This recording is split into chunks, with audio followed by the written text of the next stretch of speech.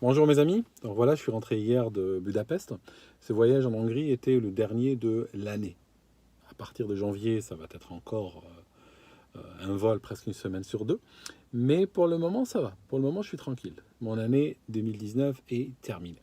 Je peux rôder autant que je veux en voiture avec des jerseys d'équipes, diverses équipes de foot, même si je ne regarde pas le foot en réalité. Alors, aujourd'hui, je suis là pour vous parler de Brexit et immigration, parce que c'est une question très récurrente. Dès que le sujet du Brexit arrive sur la table, les gens posent la question, est-ce que l'immigration a joué un rôle? Alors je vais vous parler un petit peu de cela. Tout d'abord, il faut comprendre, le système d'immigration dans les pays européens est un système à deux têtes, si vous voulez. Dans chaque pays, en France c'est pareil, en Angleterre, au Royaume-Uni c'est pareil. Il y a, au Royaume-Uni en particulier, il y a deux systèmes d'immigration parallèles. Très particulier cela. Hein, si tu veux obtenir un permis de conduire, si tu veux conduire une voiture, il n'y a qu'une seule administration, il n'y a qu'une seule manière d'obtenir un permis de conduire. Par contre, si tu veux obtenir une carte de séjour au Royaume-Uni, il y a deux voies. Il y a la voie des lois locales, donc des lois britanniques, et puis il y a la voie des lois européennes. Donc on a en réalité une et seule administration qui est le Home Office, qui a plusieurs bureaux, plusieurs départements. Certains travaillent sous les lois locales et d'autres travaillent sous les lois européennes. Alors, ça vous montre, ça crée des situations très, très intéressantes. La loi britannique, en termes d'immigration, est extrêmement, extrêmement compliquée. Elle est très difficile, elle accorde les cartes de séjour au compte-gouttes, et énormément de situations qui sont, des fois, dans d'autres pays, qui permettent automatiquement d'obtenir des cartes de séjour, ne sont pas si automatiques au Royaume-Uni. Exemple, récemment, je lisais le cas de quelqu'un, un Anglais, qui est marié à une femme d'Afrique, je ne sais plus de quel pays africain elle était, et puis ils lui ont refusé, ils ont refusé une carte de séjour pour son épouse, en leur disant allez vivre en Afrique, en lui disant prends ton épouse, va vivre avec elle en Afrique. Ils lui ont cité des cas de jugement, ils ont dit aucun tribunal ne peut obliger le Royaume-Uni à accepter les choix de vie d'un couple. Vous pouvez tout à fait vivre en Afrique, il n'y a aucune raison pour laquelle vous devriez vivre ici. Euh, j'ai vu des cas de personnes qui avaient même grandi ici, auxquelles on demande de partir, genre au Pakistan ou ailleurs, en leur disant c'est pas déraisonnable de vous demander de partir. Oui, c'est vrai, vous ne parlez pas la langue du pays, c'est vrai que vous n'avez pas beaucoup de famille là-bas et tout ça, mais par contre, ce n'est pas déraisonnable. C'est difficile, mais ce n'est pas exceptionnellement difficile pour vous d'aller dans le pays de vos racines, d'apprendre la langue et tout ça. Donc, la loi britannique, d'un côté, est extrêmement difficile. La loi européenne est, d'un autre côté, extrêmement ouverte, extrêmement relaxe. De sorte que, et là, ça va être très particulier, là, écoutez bien celle-ci.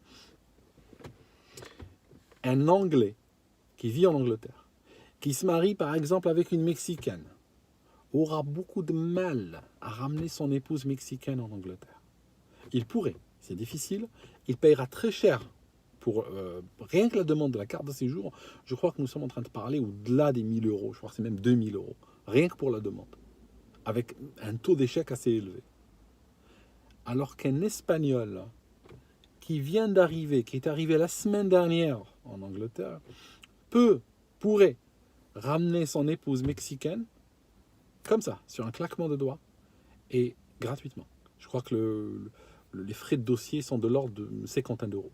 Vous voyez la différence? Ça signifie qu'aujourd'hui, au Royaume-Uni, les Anglais ne peuvent pas, alors attention, l'Anglais en principe ne peut pas se référer à la loi européenne. Pourquoi? Parce que comme il est dans son pays, il est au Royaume-Uni, il est considéré comment? Il est considéré anglais, il n'est pas considéré européen. Donc, un Anglais en Angleterre ne peut pas, en principe, se référer aux lois européennes. D'accord? Il est obligé de passer par les lois britanniques, qui sont extrêmement difficiles.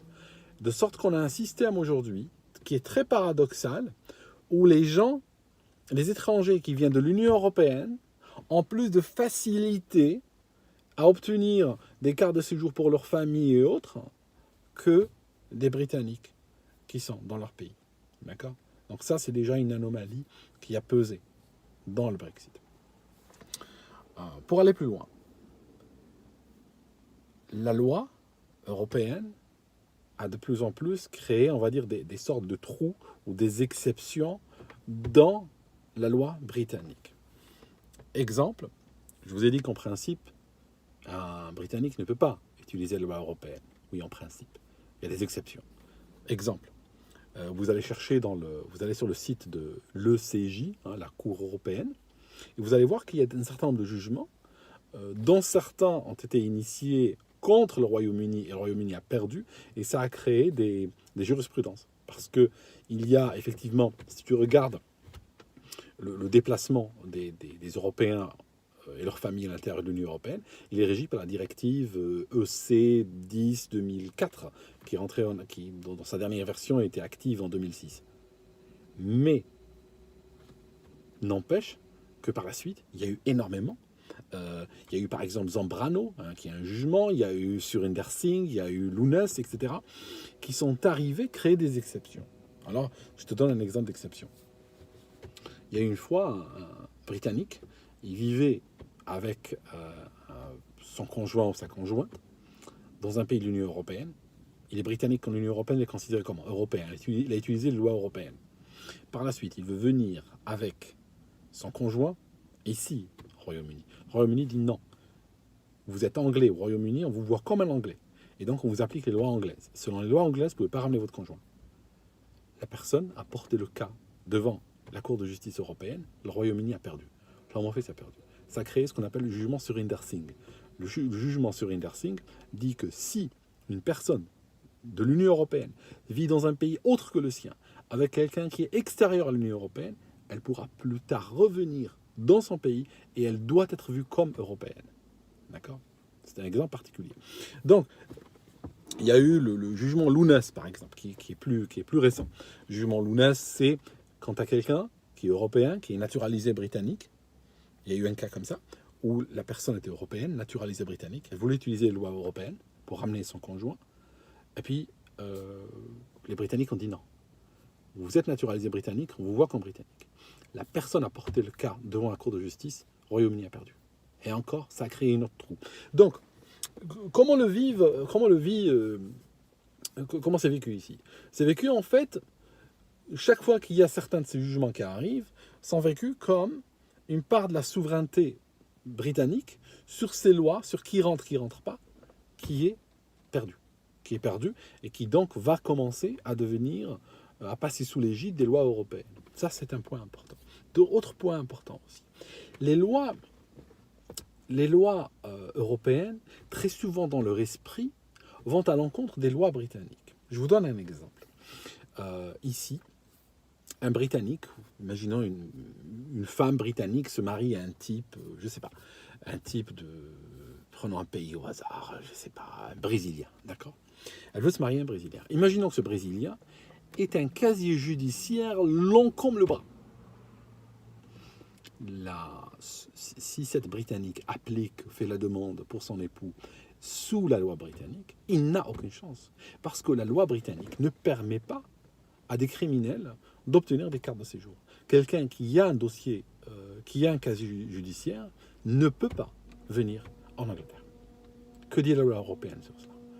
La loi européenne n'en parle même pas.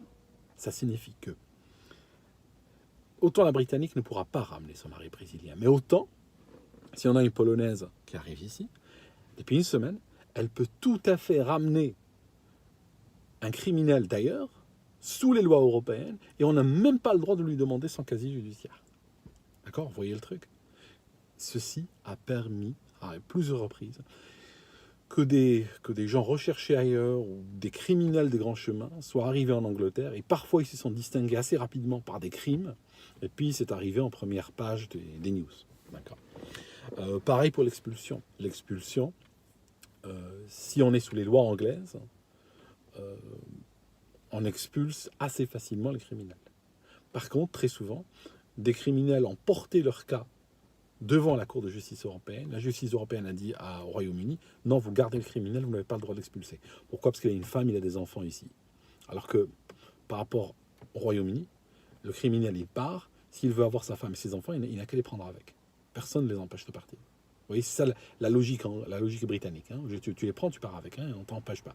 Par contre, la logique européenne, non, mais puisque sa famille est au Royaume-Uni, ben, il faut qu'il il faut que vous le laissiez rester, même si c'est un criminel. Puis ma foi, s'il commet des crimes dans le futur, ben, les victimes, c'est le juste prix à payer pour que lui puisse exercer ce droit-là. On est complètement on est dans un déphasage complet. Autre déphasage. La loi britannique est très, très stricte. Quand quelqu'un...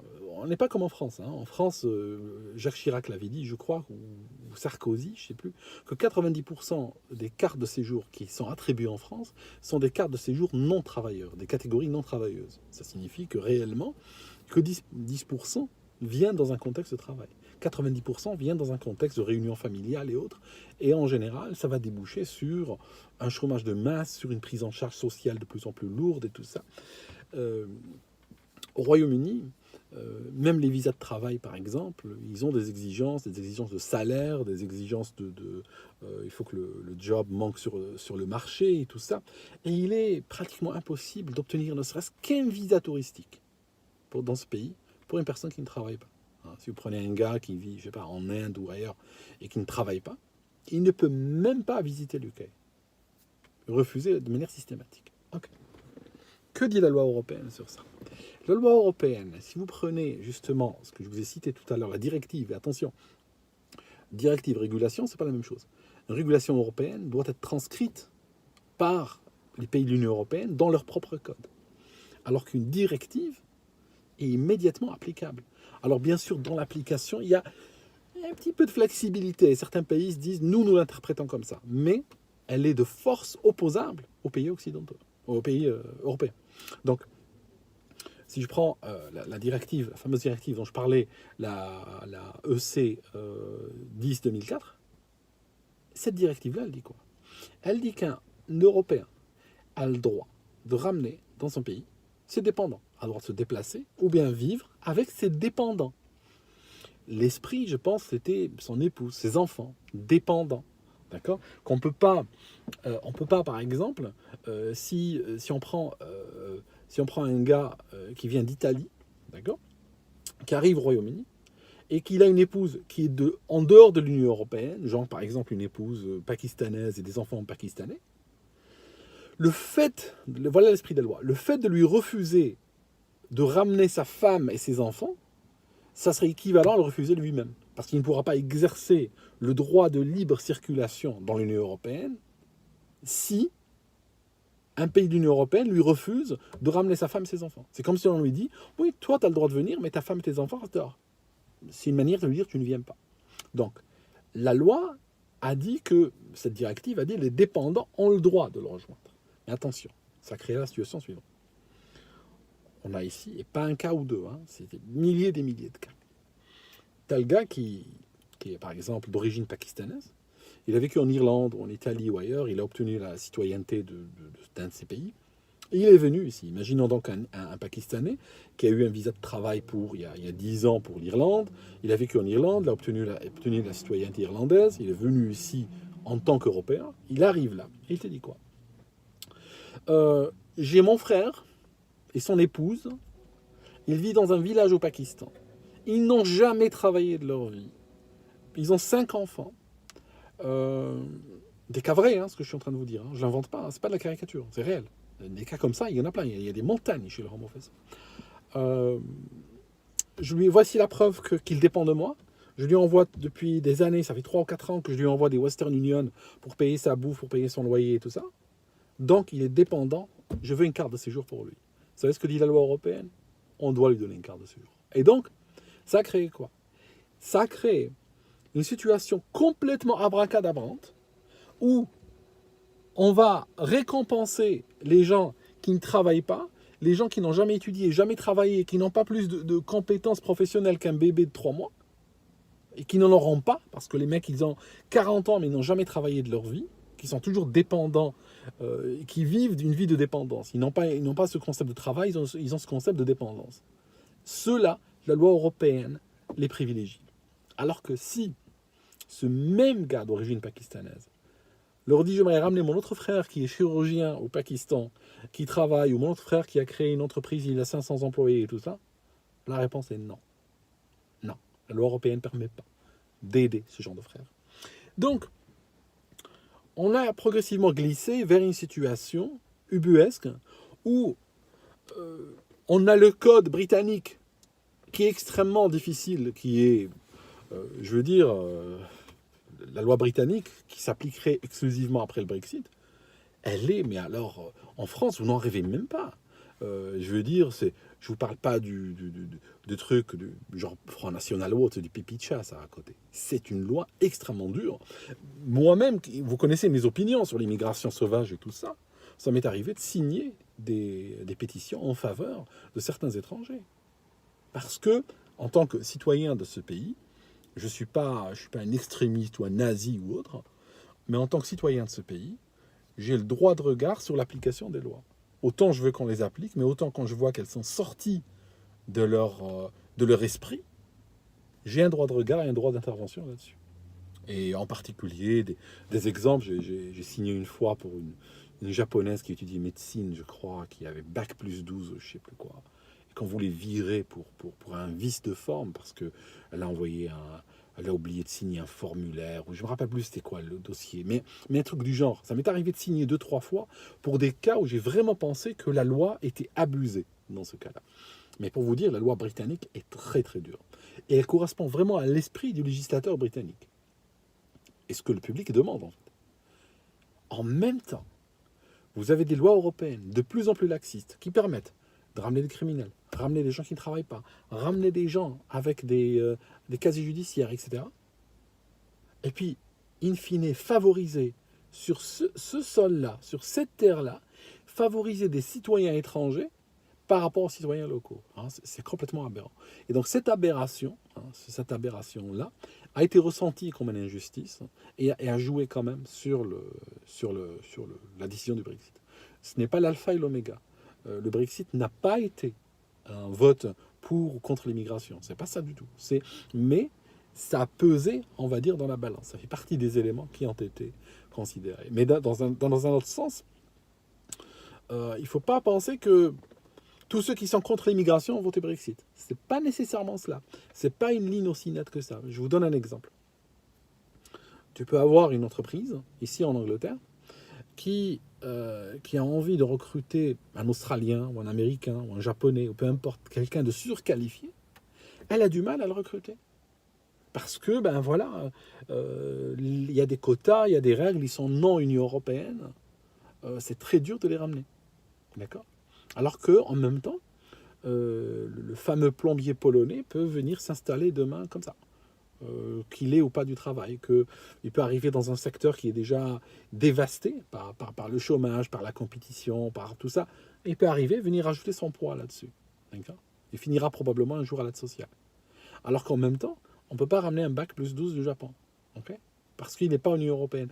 Alors que le fait qu'on aille vers le Brexit permettrait de traiter les étrangers à égalité. Ça signifie qu'on ne va pas traiter un Français mieux qu'un Australien. On va les traiter de la même manière. On va voir qu'est-ce qu'ils pourraient apporter à l'économie, quels sont leurs prospects d'intégration et tout ça, socio-économique. Et à ce moment-là, le Brexit, finalement, du point de vue immigration, est égalitaire, quelque part, et plus juste. Ça signifie qu'on va vers une immigration plus juste. Et je pense que ce que je suis en train de vous dire depuis tout à l'heure, par rapport aux Français, il y a des choses à apprendre du Brexit, et en particulier le discours qui est utilisé au Royaume-Uni. Parce que les Français, très souvent, quand ils sentent, par exemple, ceux qui sont pro-Frexit ou des choses comme ça, tombent très rapidement dans la caricature, tombent très rapidement dans le piège tendu par le camp d'en face. Et finalement, ils passent pour les mauvais, ils passent pour les extrémistes, alors qu'en réalité, c'est pas vrai. C'est comme ici. Ici, si tu regardes, les partis pro-Brexit ou les politiciens pro-Brexit ne sont jamais laissés embobiner dans les arguments de la gauche. Si la gauche dit « vous êtes pour la fermeture », non, on n'est pas pour la fermeture. C'est vous qui êtes pour la fermeture. Parce que nous, on ne veut pas être enfermés en Union européenne. On veut être ouvert vers le monde. Nous pensons qu'on a plus d'ouverture après le Brexit qu'avant, et je peux vous le démontrer. D'accord ? Des choses comme ça. Vous êtes contre l'immigration ? Non, on n'est pas contre l'immigration. On veut une immigration juste. Pourquoi l'immigration doit-elle favoriser un Polonais ou un Portugais par rapport à un Mexicain ou un Brésilien ou un Australien ? Pourquoi ? Tu trouves ça juste, toi ? D'accord ? Pourquoi ce renfermement? Pourquoi traiter un citoyen canadien comme un non-européen et lui fermer la route, lui barrer la route? Tu trouves ça juste, toi, en termes d'immigration? Tu vois? En fait, c'est ça, il faut pas se... Et en France, malheureusement, il y a beaucoup de travail à faire par rapport à cela. En France, beaucoup de gens qui sont, on va dire, qui sont pour la souveraineté, pour l'indépendance de la France et tout ça, tombent très facilement dans le piège tendu, le piège moral, le piège de la moralisation, en fait, tendu par la gauche. Voilà.